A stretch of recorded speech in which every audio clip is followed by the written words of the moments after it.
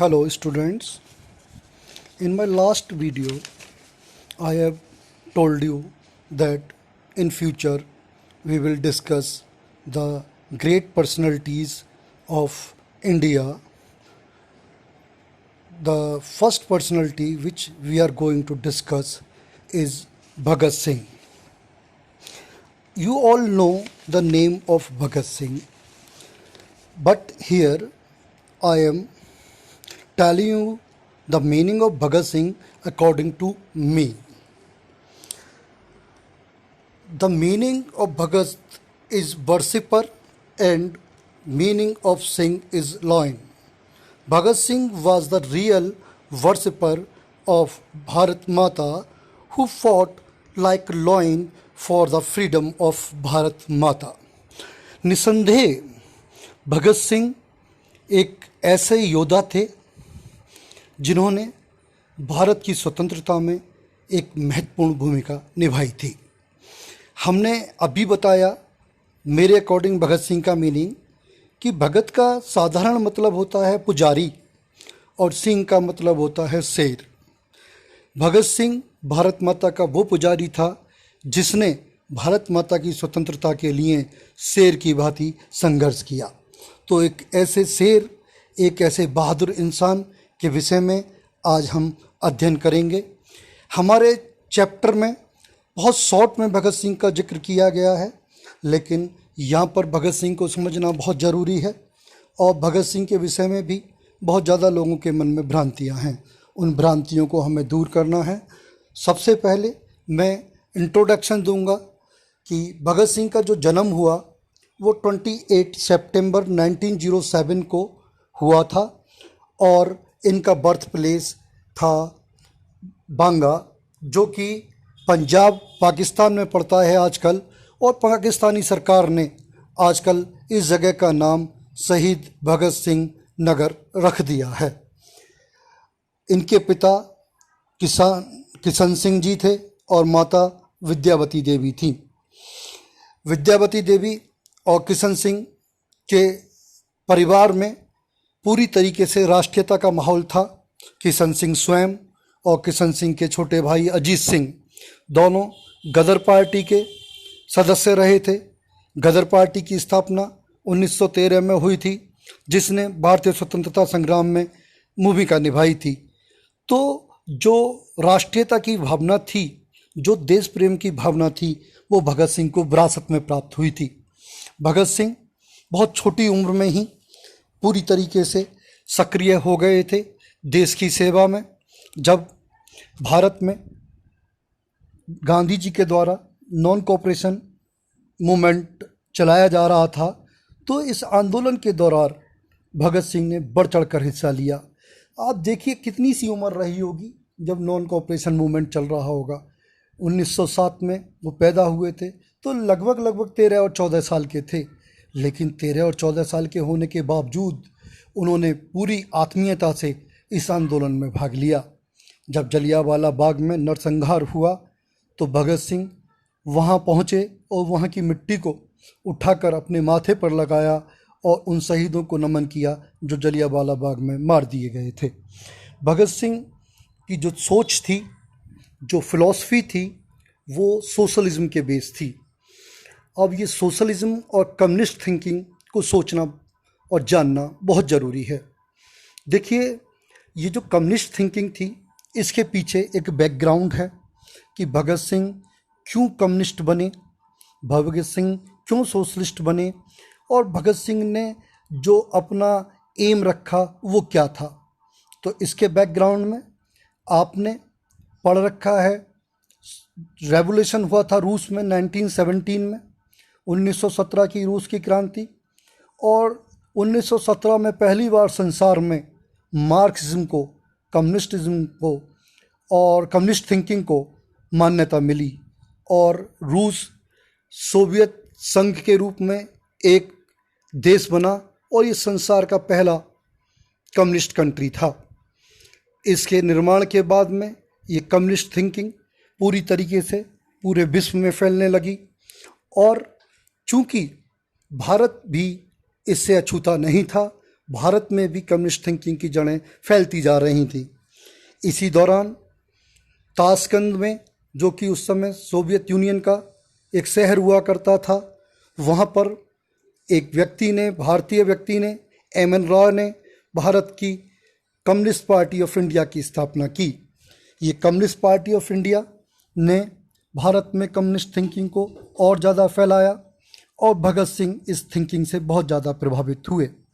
भगत सिंह ने जो मुख्य संस्था थी जिसके माध्यम से उन्होंने कार्य किया, वो शुरुआती दौर में 1926 में 1926 में वो नौजवान भारत सभा से जुड़ गए और इस नौजवान भारत सभा के माध्यम से उन्होंने देश के लोगों को संगठित करना शुरू करा और हिंदू मुस्लिम एकता पर विशेष ध्यान दिया। जगह जगह स्वयं पोस्टर लगाकर हिंदू मुस्लिम एकता का प्रचार किया करते थे और उनका मैसेज था कि हम सब भारतीयों को संगठित होकर बिना किसी धर्म के आधार पर, बिना किसी जाति के आधार पर हमें संगठित होना है और अंग्रेज़ों के खिलाफ युद्ध करना है। वो भारत में सोशल जस्टिस स्थापित करना चाहते थे। सोशल जस्टिस, ऐसा समाज जहाँ पर सभी लोग सामान्य हों, किसी को किसी प्रकार से दबाया ना जाए, किसी को किसी प्रकार से कुचला ना जाए, किसी के साथ किसी प्रकार का अन्याय ना हो, ऐसा समाज वो चाहते थे। तो इसलिए जो भगत सिंह की लड़ाई थी वो न केवल अंग्रेज़ों से थी, बल्कि उनकी सोच ये थी कि अंग्रेज़ों को तो यहाँ से हटाना ही है, बाकी भारत में भी जो जागीरदार हैं, जो गरीब किसानों का खून चूस रहे हैं या पूंजीपति हैं जो वर्कर्स का खून चूसते हैं, उनको भी, उनके खिलाफ भी संघर्ष की आवश्यकता पड़ेगी, तभी सामाजिक न्याय भारत में स्थापित हो सकता है।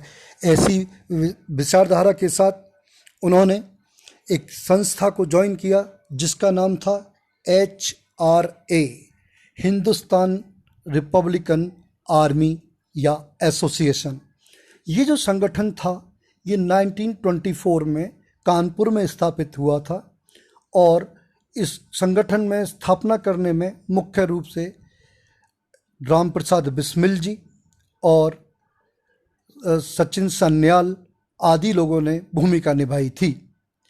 चूँकि ये संगठन स्थापित हो चुका था और इस संगठन स्थापित होने के बाद बिस्मिल जी ने यह एहसास किया कि पैसे के अभाव में हम अपना जो लड़ाई है अंग्रेज़ों के खिलाफ उसको जारी नहीं रख पाएंगे। इसलिए राम प्रसाद बिस्मिल जी ने अपने अन्य साथियों के साथ मिलकर एक योजना बनाई कि वो ब्रिटिश खजाने को लूटेंगे। एक ट्रेन ब्रिटिश खजाने को लेकर जाती थी और उस ट्रेन को लूटने की प्लानिंग इन्होंने की। इस ट्रेन लूट को काकोरी कॉन्स्पिरेसी केस के नाम से हम जानते हैं। इस काकोरी केस में बहुत सारे सदस्यों ने बिस्मिल का साथ दिया और जो लूट हुई उसमें मुख्य रूप से हम राम प्रसाद बिस्मिल, अशफाकुल्ला खां, रोशन सिंह, मनमथ नाथ गुप्त, राजेंद्र लाहिड़ी, शिव वर्मा आदि को जानते हैं। इन लोगों ने काकोरी में अंग्रेज़ों का धन लूटा, लेकिन इसके बाद में मोस्टली ये क्रांतिकारी पकड़े गए और चंद्रशेखर आज़ाद भी इसी काकोरी केस में शामिल थे, लेकिन वो कभी पकड़े नहीं गए। आज़ाद के ऊपर मैं एक अलग से अपना वीडियो डालूंगा, आप उसे देखिएगा। तो यहाँ पर आज़ाद जी के विषय में ज़्यादा डिस्कशन नहीं कर रहा हूँ। तो भगत सिंह ने इस HRA को ज्वाइन किया और इसके बाद में उन्होंने 1928 में दिल्ली के फिरोजशाह कोटला में एक मीटिंग की और मीटिंग में सभी दलों के सदस्यों ने इस HRA का नाम बदल दिया और इसमें एक नया शब्द जोड़ दिया, सोशलिस्ट, और इस दल का नाम हो गया हिंदुस्तान सोशलिस्ट रिपब्लिकन आर्मी।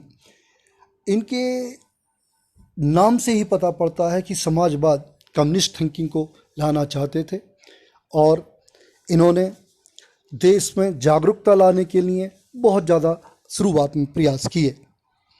बाद में इनके जो मुख्य इस संगठन ने कार्य किया, इसके ऊपर बहुत सारे उन कार्यों के कारण आरोप लगे और बहुत सारे मुकदमे भी चले। यहाँ पर हम डिस्कस करेंगे सॉडर्स मर्डर केस। सॉर्डर्स मर्डर केस, ये सॉर्ड्स एक पुलिस अधिकारी थे लाहौर के, उनकी हत्या की गई थी और हत्या करने का आरोप HSRA पर ही लगा था। ये हत्या क्यों हुई, कोई किसी की हत्या क्यों करता है, उसके पीछे कारण होता है। मैंने जब नॉन कोऑपरेशन पढ़ाया था और सिविल डिसोबीडियंस मूवमेंट पढ़ाया था तो एक टॉपिक साइमन कमीशन को बहुत ज़्यादा एक्सप्लेन नहीं किया था। वो एक्सप्लेन मैंने इसलिए ही नहीं किया था क्योंकि यहाँ पर इस हत्या के बैकग्राउंड में वो साइमन कमीशन मुझे डिस्कस करना था।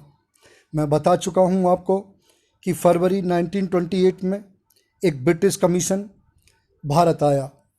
उसका कार्य था भारत की जो कॉन्स्टिट्यूशनल कंडीशन थी उसका इन्वेस्टिगेशन करना और क्या चेंजेस यहाँ पर हो सकते हैं वो सजेस्ट करना।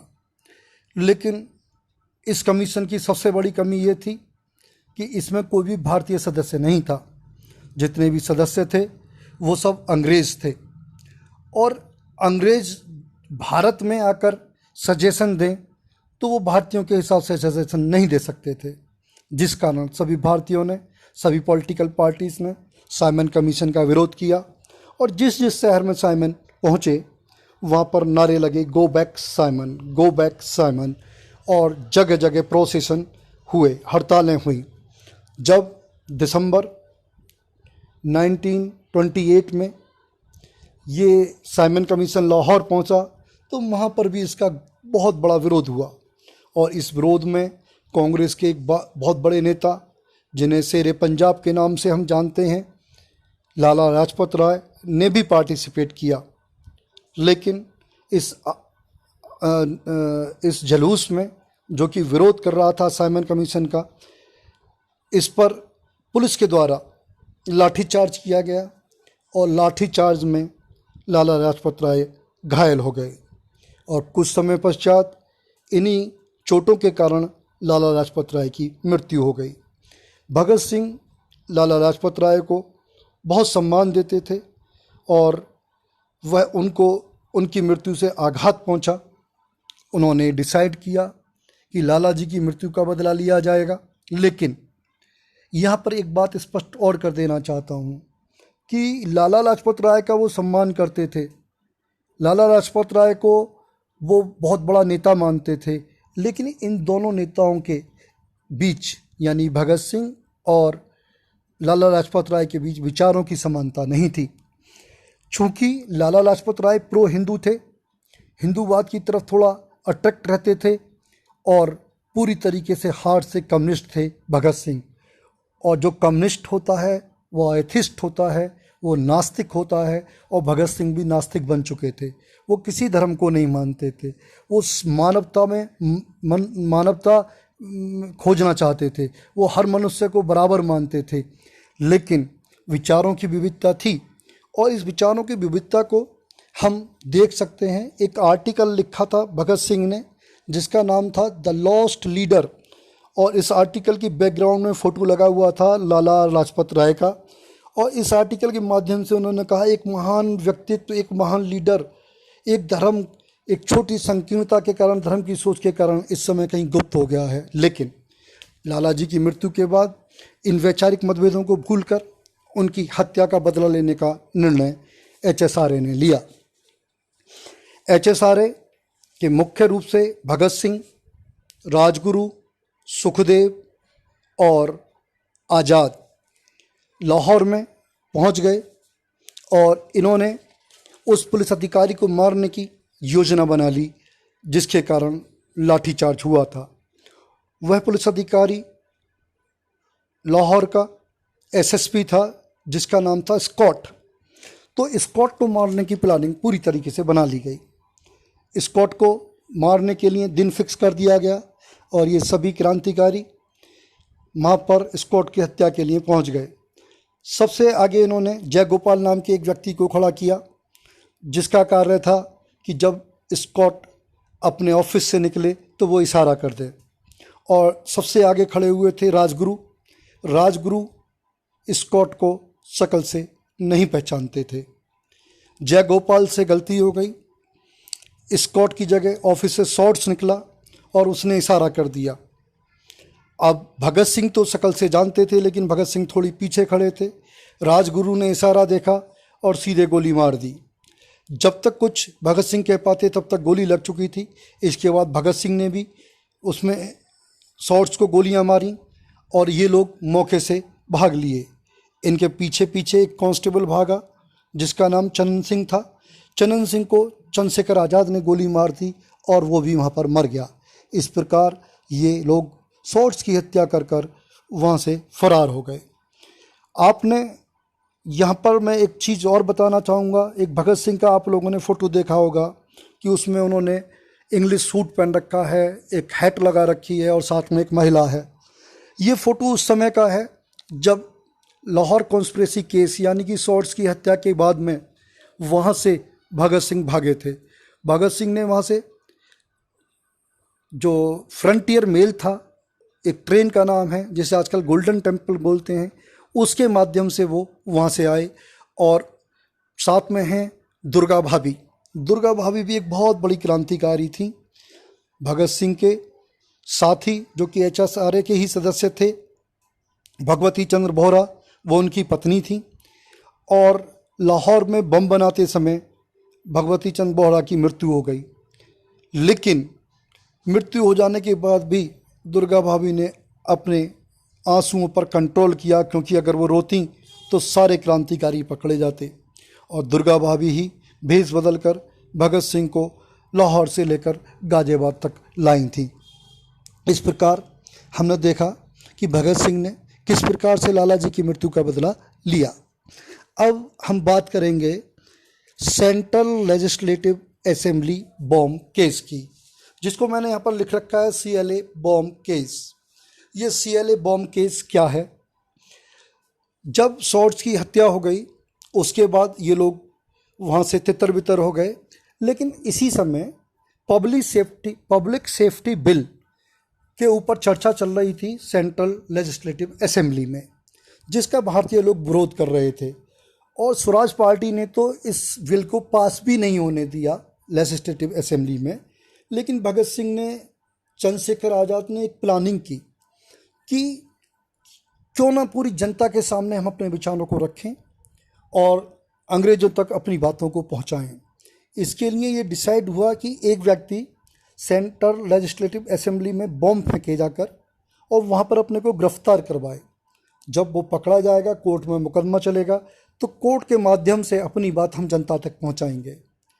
चंद्रशेखर आज़ाद इस मामले में भगत सिंह को बिल्कुल नहीं भेजना चाहते थे, लेकिन भगत सिंह ने कहा कि मैं इस काम को अच्छी तरह से कर दूंगा। और भगत सिंह और BK दत्ता, बुटकेश्वर दत्त को ये कार्य सौंपा गया। इन लोगों ने मिलकर 1929 में जो सेंट्रल असेंबली थी, अप्रैल के महीने में वहाँ पर गए और एक बम फेंका। बम ऐसी जगह फेंका गया जो कि खाली जगह थी, जिससे कोई मरे ना, क्योंकि उस समय असेंबली में भारतीय लोग भी थे। और बम बनाया भी ऐसा गया था जो आवाज़ और धुआं करे, किसी को मारे ना, क्योंकि भारतीयों को मारना नहीं चाहते थे।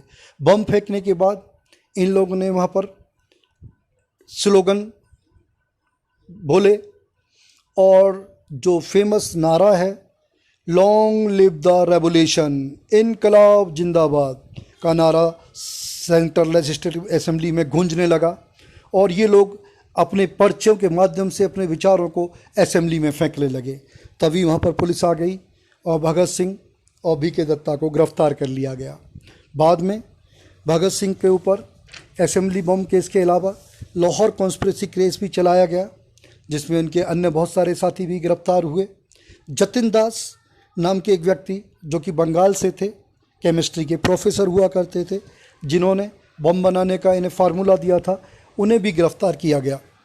और इन लोगों ने जो भारतीय कैदियों के साथ में भेदभाव होता था जेलों में, उसके खिलाफ जेल के अंदर ही आंदोलन किया, भूख हड़ताल की। जतिन दास पूरे स्वतंत्रता आंदोलन में भूख हड़ताल के दौरान मरने वाले एकमात्र व्यक्ति हैं। उन्होंने जेल में कैदियों की सुविधा के लिए भूख हड़ताल की और 63 डेज 63 दिन तक भूखे रहे। 64वें दिन उनकी मृत्यु हुई। तो ऐसी कुर्बानी हमारे पूर्वजों ने दी है आज़ादी के लिए। भगत सिंह के ऊपर मुकदमा चला। भगत सिंह ने अपनी सारी बातों को कोर्ट के माध्यम से जनता तक पहुंचाया। उन्होंने बताया कि क्या उनकी फ़िलॉसफी है, उन्होंने बताया कि सोशल जस्टिस कैसे स्थापित होगा, अंग्रेज़ों को यहाँ से कैसे भगाया जाएगा। पूरे अपने विचारों को उन्होंने कोर्ट के माध्यम से रखा, किंतु अंत में अंग्रेज़ों ने उन्हें फांसी की सज़ा दी और 23 मार्च 1931 को भगत सिंह को लाहौर जेल में फांसी पर लटका दिया गया।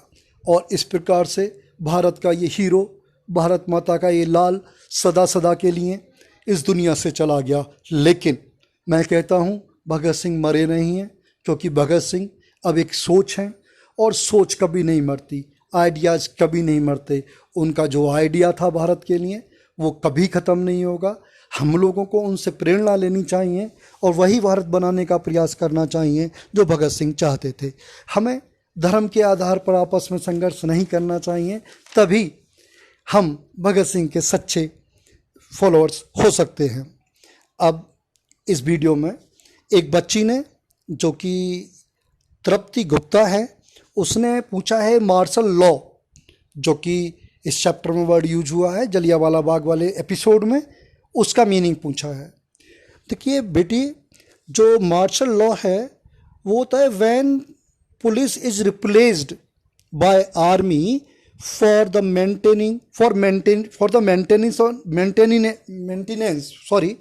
maintenance of law and order in a place, then this situation is known as martial law. Simple शब्दों में कह सकते हैं मिलिट्री का शासन। और 9th क्लास में NCERT में इसको डिफाइन कर रखा है। उसमें बोला है शूट एट साइट, कि जब आर्मी को देखते ही गोली मार देने का आदेश दे दिया जाए। तो ये मार्शल लॉ लगा दिया गया था, पंजाब को पूरी तरीके से सेना के हवाले कर दिया गया था। और उसी दौरान ये जलियांवाला बाग हत्याकांड हुआ था, जब जनरल डायर ने गोली चलाई थी। तृप्ति बेटी ने दूसरा प्रश्न किया है कि अवध किसान सभा की स्थापना जो नेहरू जी के अध्यक्षता में हुई थी, तो क्या कांग्रेस ने अवध के किसानों की हिंसा का साथ दिया था या सहयोग दिया था? तो इस चीज़ को भी मैं क्लियर कर देना चाहता हूँ कि बेटिया आप ध्यान से पढ़िए। जो अवध किसान सभा बनी थी उसमें केवल नेहरू जी ही उसके हेड नहीं थे, नेहरू जी के साथ साथ बाबा रामचंद्र और अन्य बहुत सारे लोग भी उसके हेड थे। और नेहरू जी ने प्रेरणा देने के लिए वहाँ पहुँचकर लोगों से बातचीत कर कर वो किसान सभा की स्थापना करवाई थी। नेहरू जी और कांग्रेस चाहती थी कि वहाँ के किसान जब असहयोग आंदोलन हो तो उनका साथ दें, उनके साथ रहें। किंतु जब आंदोलन आरंभ हुआ और इन किसानों ने हिंसा की तो कांग्रेस का कोई सपोर्ट हिंसा के लिए नहीं था। मैं एक एग्जाम्पल से इस चीज़ को आपको समझा देना चाहता हूँ। अभी इस कोरोना काल में हमारे माननीय प्रधानमंत्री जी ने एक प्रार्थना की भारत के लोगों से कि वो लोग अपने बालकोनी में आकर, अपने गेट पर आकर थाली बजाएं, घंटी बजाएं, शंख बजाएं या इसी तरह का कोई और वाद्य यंत्र बजाएं। और सभी से उन्होंने रिक्वेस्ट की। अगले दिन भारत में बहुत सारे वीडियो वायरल हुए, लोग बाग सामूहिक रूप से इकट्ठा हो गए, 100, 500, 1000, और एक जगह तो स्वयं डीएम साहब भी साथ में थे उस प्रोसेशन में। और लोग बाग घंटे बजा रहे थे, शंख बजा रहे थे। एक भीड़ जुलूस के रूप में सड़कों पर उतर आए और कोरोना गो बैक कोरोना या कोरोना गो के नारे लगाने शुरू कर दिए। तो हम ये नहीं कह सकते कि वो जुलूस जो लोगों ने निकाला वो मोदी जी के कहने पर निकाला या मोदी जी का उस जुलूस को सपोर्ट था। बिल्कुल नहीं था। उन्होंने तो सिंपल सा निर्देश दिया था कि अपने घरों में रहकर करना है, अकेले करना है, सामूहिक भीड़ नहीं इकट्ठी करनी है। लेकिन जनता ने ऐसा किया। इसी प्रकार से लखनऊ और अवध वाले एरिया में जो किसानों ने हिंसा की उसको कांग्रेस ने बिल्कुल सपोर्ट नहीं किया था। ना कांग्रेस की गाइडलाइन में उस समय वॉयलेंस की बात थी और गांधी जी ने उस वॉयलेंस का विरोध भी किया। गांधी जी ने उस वॉयलेंस को बिल्कुल मान्यता नहीं दी। उस वॉयलेंस से कांग्रेस का कोई संबंध नहीं था।